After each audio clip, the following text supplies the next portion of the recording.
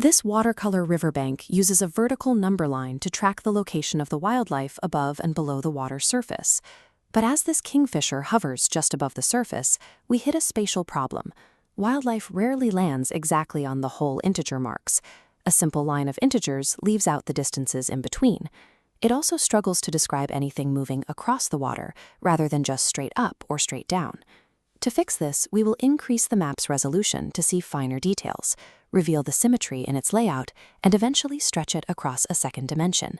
Using numbers as geographical coordinates allows us to anchor every physical point on the riverbank to a precise, permanent address.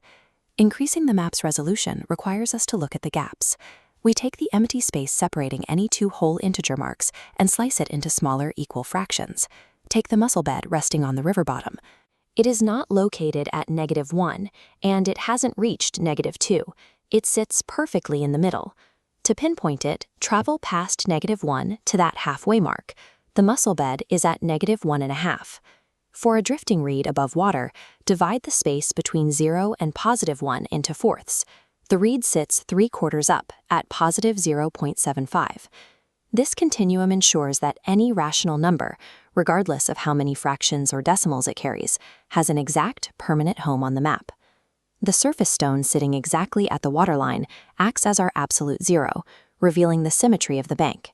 If you dive 4 spans down from that stone, you reach the otter's underwater den at -4.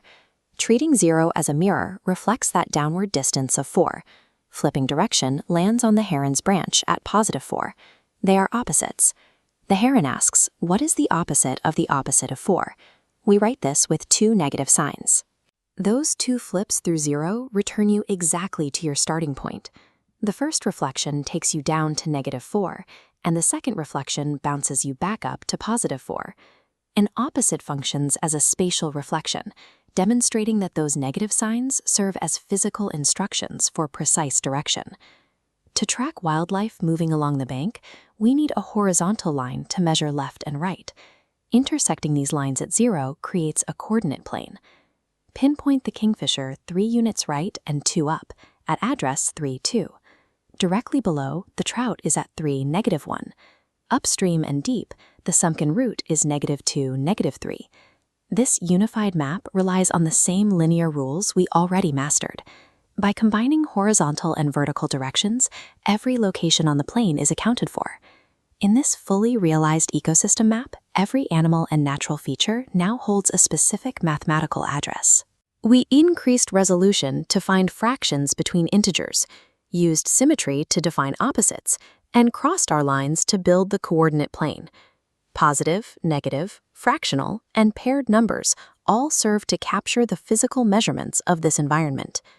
This 6th grade map translates the number system into a reliable geographical tool, where every rational value identifies a specific spot on the bank.